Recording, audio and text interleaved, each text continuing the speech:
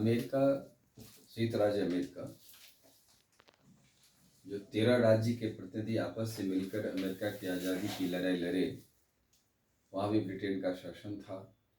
तो 13 राज्य के प्रतिनिधि जो आपस से मिले, वो आपस में मिलकर ही संयुक्त राज्य अमेरिका का निर्माण किया।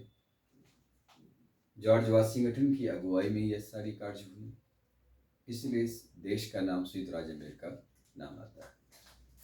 अमेरिकी संविधान में दोहरी नागरिकता का प्रोविजन है।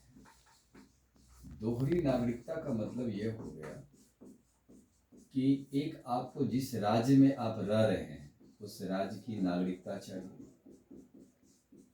और दूसरा होता है जब राज्य की नागरिकता ग्रहण कर लीजिएगा तब केंद्र की नागरिकता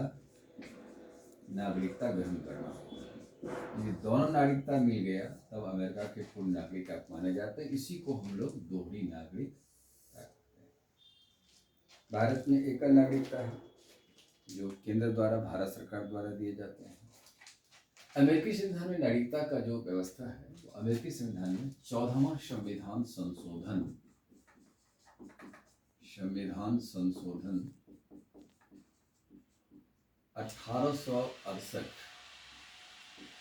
1868 में यह एक्ट पास हुआ, जिसमें समता का अधिकार को लागू करने पर बल दिया गया। इसमें कहा गया कि जन्म के आधार पर नागरिकता दी जाएगी।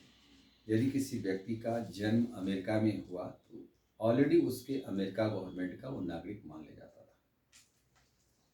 यह समय के अंतराल में जब अमेरिका में नागरिकों की बोझ बढ़ा तो सवाल खड़ा हुआ, विपक्ष के द्वारा सवाल खड़ा होने लगी कि घुसपैठी को बंद किया जाए।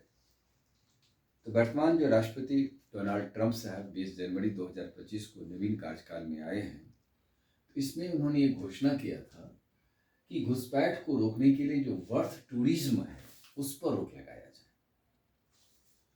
इसके लिए थोड़ा सी बात को समझें कि नवीन आदेश डोनाल्ड ट्रंप द्वारा क्या दिया गया है। तो पहला बात यह है कि आपको जब नागरिकता मिलती है वहां पर, तो अमेरिकी नागरिक उसको मिलेगा इसके माता या पिता में से कोई एक अमेरिकी नागरिक हो। यहाँ लिखा माता या पिता में से कोई एक अमेरिकी नागरिक हो, यानी उसकी नागरिकता ग्रहण हो चुके हो और वो नागरिकता इस कंडीशन से प्राप्त हो गया हो। दूसरा, उसके पास ग्रीन कार्ड हो। या तीसरा बात है कि वह अमेरिकी सेना में कार्यरत हो, क्योंकि अमेरिका अपने सेना को बहुत बड़ा महत्वपूर्ण स्थान देता है। तो ये एक बात हो गई, अमेरिकी नागरिक हो, उनके माता पिता, एक शर्त। दूसरा हो गया उसका ग्रीन कार्ड हो। तीसरा हो गया कि अमेरिकी सेना में हो। तो कोई एक शर्त लागू है तो आपको रोक दिया जाएगा। रेस्ट व्यक्ति को वर्थ टूरिज्म, यानी कोई भी आदमी वहाँ प्रवास कर रहा है और उसके बच्चे अब जन्म लेते हैं, अब उसके बच्चे अमेरिका के नागरिक नहीं होंगे। इस पर इसको रोक लगाने की बात कही गई।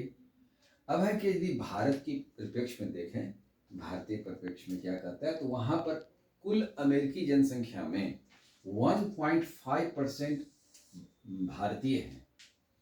2023 में 59,000 यानी 59,000 लोगों को नागरिकता वहाँ दिया गया। 48 लाख बच्चे हैं वहाँ जिसकी नागरिकता मिली। H1 वीजा के इंतजार में अब उसे रहना पड़ता है। 4,26,000 नौकरी का सृजन भारतीयों द्वारा हो रहा है। 48 लाख से अधिक भारतीयों को अमेरिकी समुदाय में स्थान मिला है।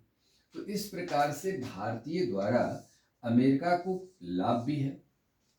टैक्स दर में देखा जाए तो टैक्स दर में भी अमेरिका में भारतीयों का अधिक मात्रा में ये टैक्स की अदायगी भी हो रही है। वहाँ पर व्यवस्था यह रखा गया कि भारतीय प्रवासी उन्हें हर तरह से वहाँ की राजनीति में भी वह लाभ दे रहा है। अब देखना इस बात का है कि डोनाल्ड ट्रंप इस विषय पर में कहाँ तक ये कदम उठाते हैं, लेकिन नवीन आदेश उनके द्वारा जारी हो चुकी है। यही अमेरिका में व्यवस्था है।